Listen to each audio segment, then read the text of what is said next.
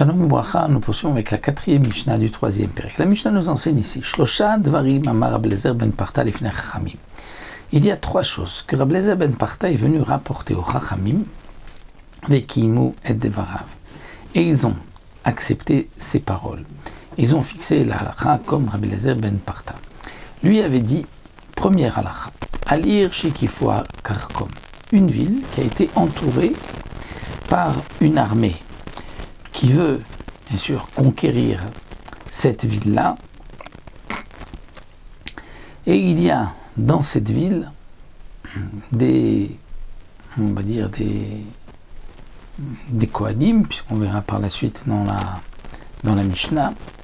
Il y a des Kohanim et on ne sait pas, leurs femmes ne sont pas là-bas, leurs femmes sont ailleurs, on ne sait pas, est-ce qu'ils sont encore vivants ou pas. S'ils sont vivants, leurs femmes peuvent manger de la terouma, sinon non. Eh bien, on va considérer qu'ils sont vivants, puisqu'ils n'ont juste été que encerclés. De même, à la Sfina Meterefet Bayam, il y a un bateau qui tangue dans la mer, mais on voit le bateau tanguer. On ne sait pas est-ce que ceux qui sont à l'intérieur sont toujours vivants ou pas. On va dire oui, ils sont vivants. Alors, quelqu'un qui sort, il va être jugé, et il y a là une question de condamnation à mort. Est-ce qu'on considère qu'il est encore vivant? Sa femme peut manger de la terouma? Oui, on considère Shen Becheskat Kaimim, ils ont une présomption de vie, parce que la ville a juste été encerclée, le bateau tangue dans la mer, mais on ne l'a pas vu couler, et cet homme-là va être jugé, mais on ne sait pas s'il va être condamné.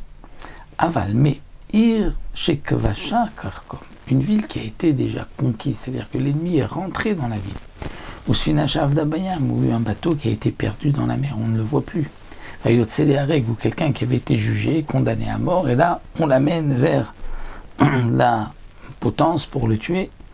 Dans ce cas-là, et on n'a pas vu est-ce qu'il a été tué ou pas, alors dans ce cas-là, notnim alem chumrechaim chumremetim. Dans ces trois derniers cas, donc de la ville qui a été conquise par l'armée, de ce bateau qui a été perdu, de celui qui sort vers la potence, vers la guillotine, on sait qu'il va être tué, mais il n'est pas encore.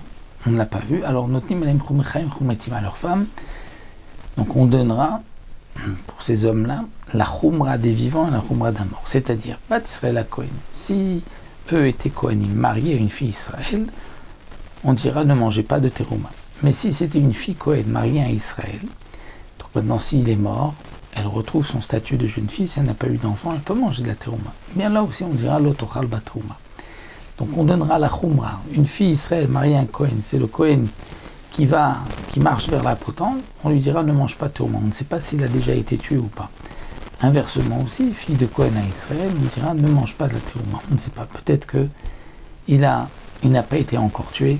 Donc voici ce que Rabbi Eliezer ben Parta avait rapporté, que les Chachamim ont accepté ses paroles.